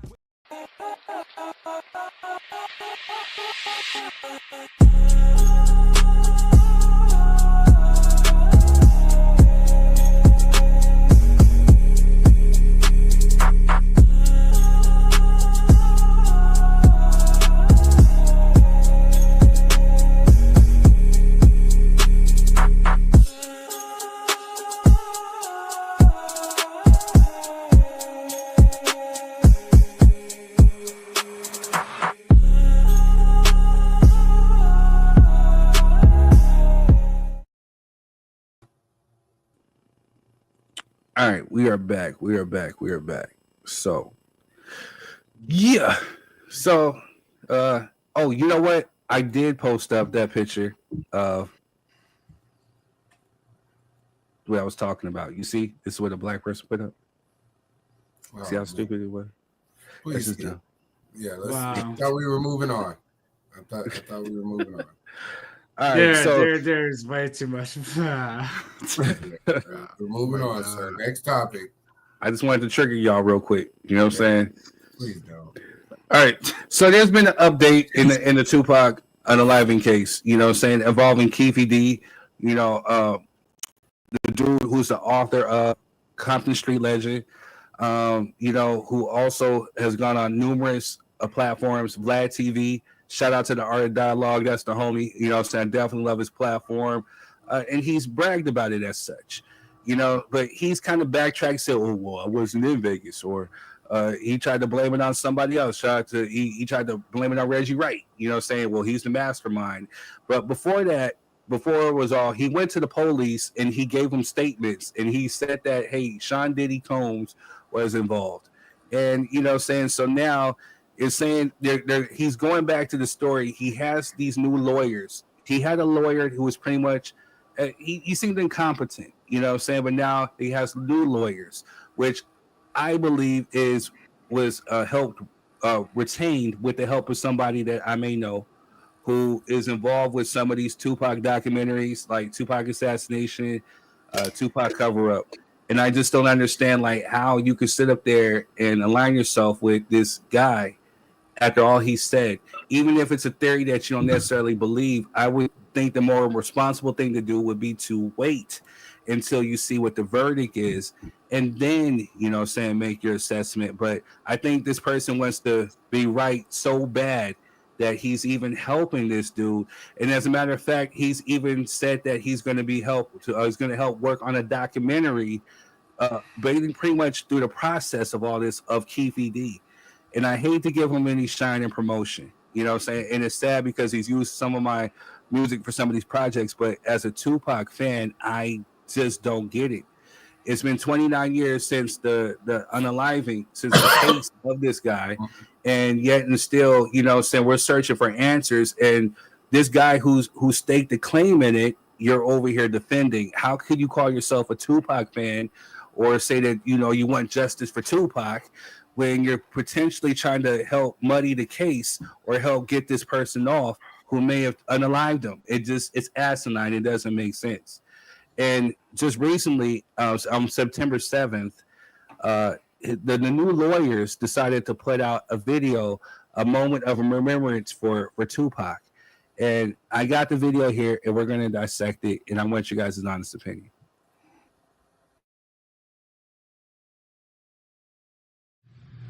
Hello, my name is Michael Pandulo. Along with Robert Draskevich, I represent the defense of Dwayne Keefe D. Davis for the charges being brought against him by the state of Nevada.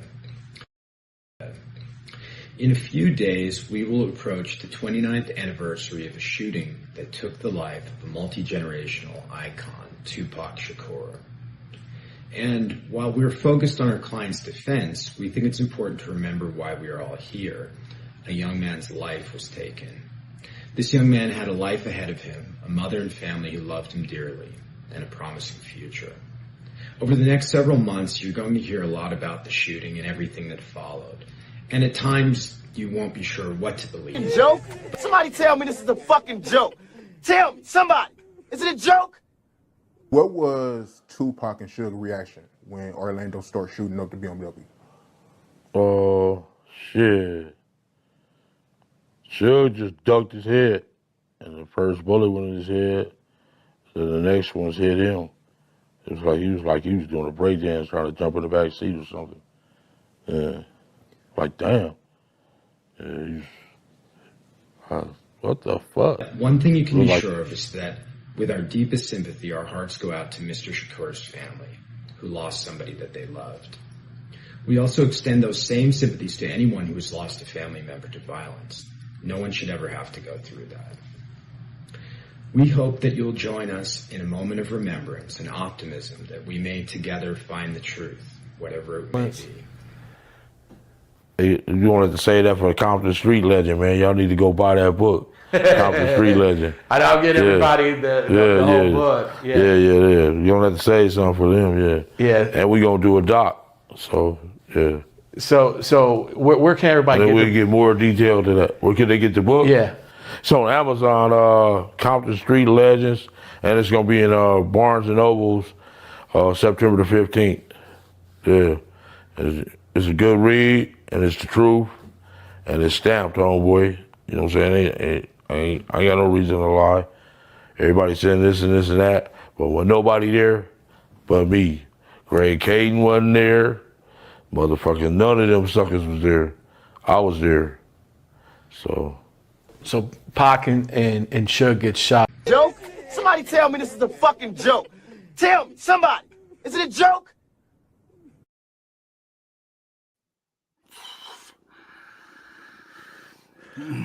So, with that being said, what are your guys' thoughts on this case? It's turned into a shit show. That's my honest opinion. This has turned into a shit show. And now we got to argue which version of his truth is the truth.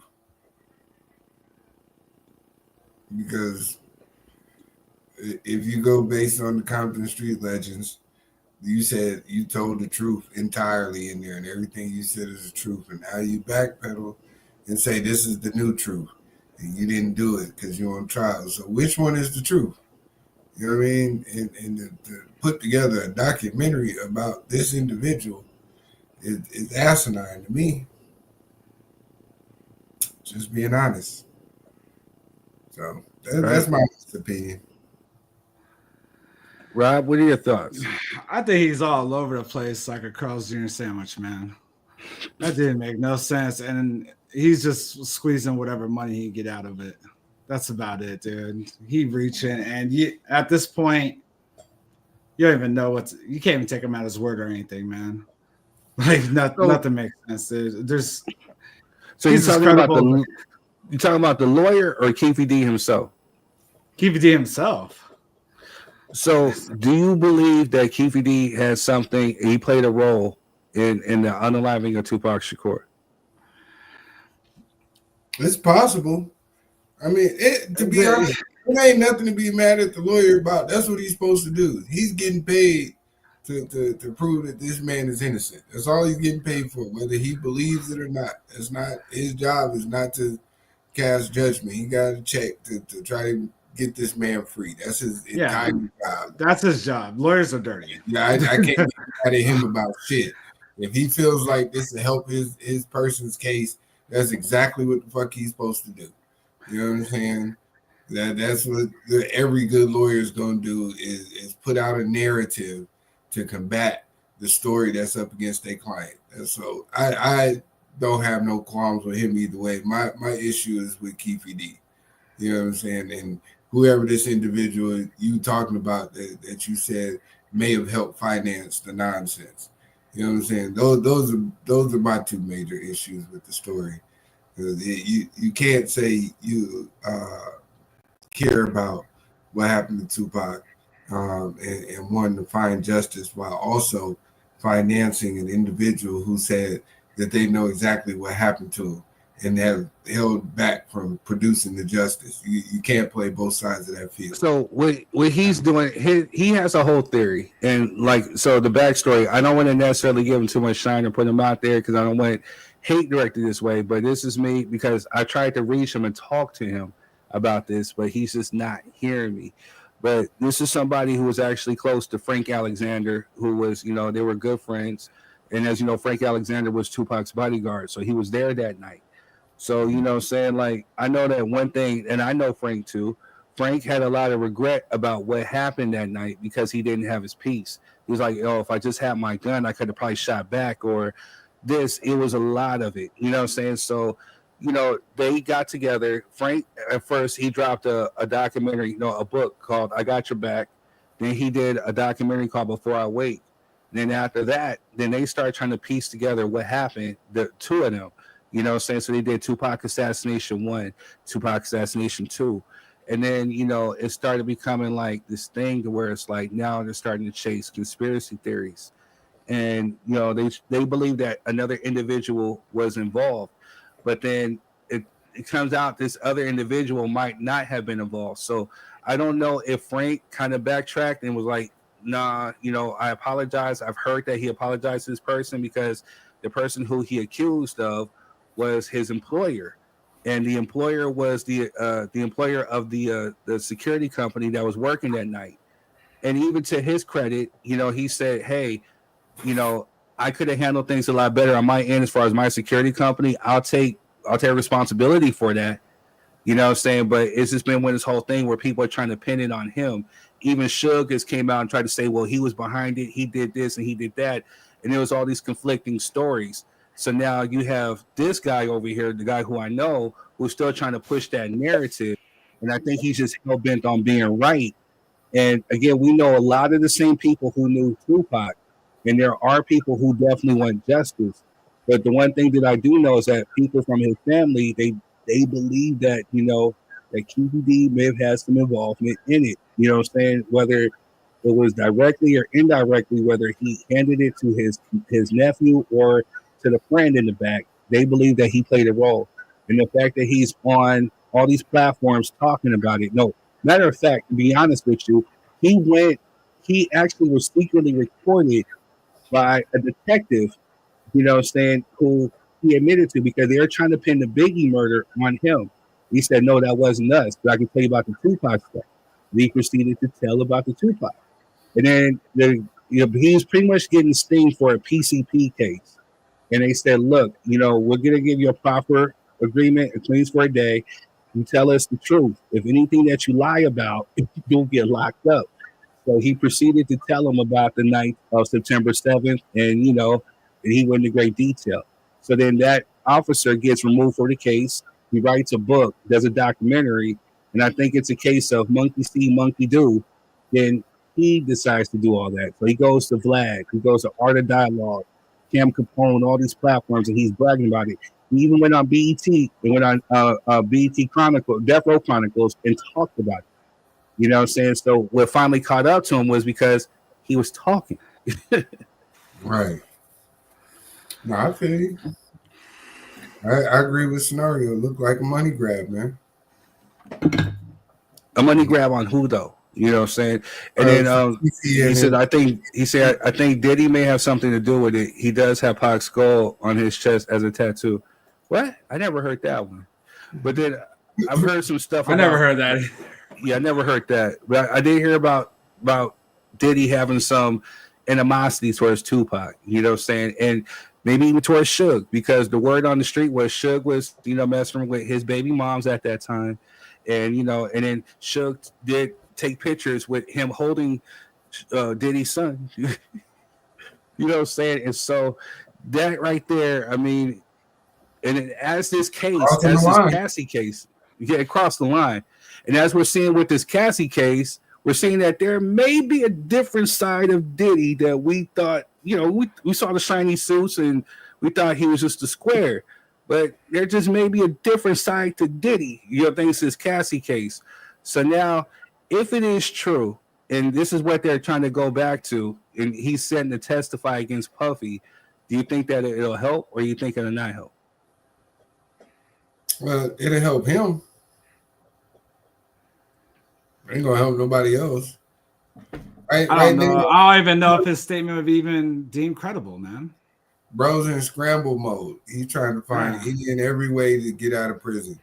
That's what he's doing right now. If y'all need me to say this, then that's what I'll say. Yeah. So I can go home. That's where we at with it now. I remember Keefe D is 60-something years old. Mm-hmm. Prison is probably not the best place for you to be in right now. Coming from eating the Robertos and being out of shape. Even if he does testify, he'll probably get dismissed too. That happens all the damn time when they find out your story's like full of shit. Right. Go ahead, Scenario. He's silly. Scenario said, is this a safe place? Y'all might not like me after I say this. Go ahead. I might not like you, but go ahead. Damn. way to encourage him. You know what I'm saying? Go ahead. This is a safe place, but I'm just keeping a buck. I'm a Tupac fan. I'm biased. You know what I'm saying? You say something crazy, say he gonna get the axe. You know what I'm saying? Like, Scenario. We only got a few minutes left. Yeah, we're getting ready to wrap it up. But my closing thoughts on it is I don't know whether Diddy did or whether he didn't. It's gonna be hard to prove. There was rumors that there was a check that was cut, but it didn't get handed to him.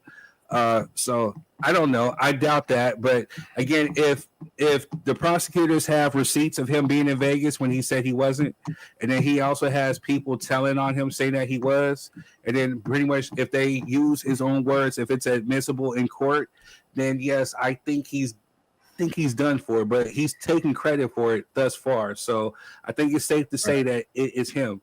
So to the lawyers that sat up there and put out this rinky-dink ass, stupid ass video, you're a piece of shit. Now, again, I get that you're trying to defend this guy, you know what I'm saying, and get him off. That is your job. What Quest said, that's very true.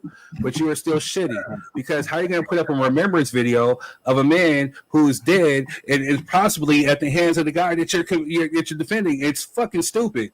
You know what I'm saying? But it's the arrogance that goes on with some of these people, trying to make his client look good. That's what he does.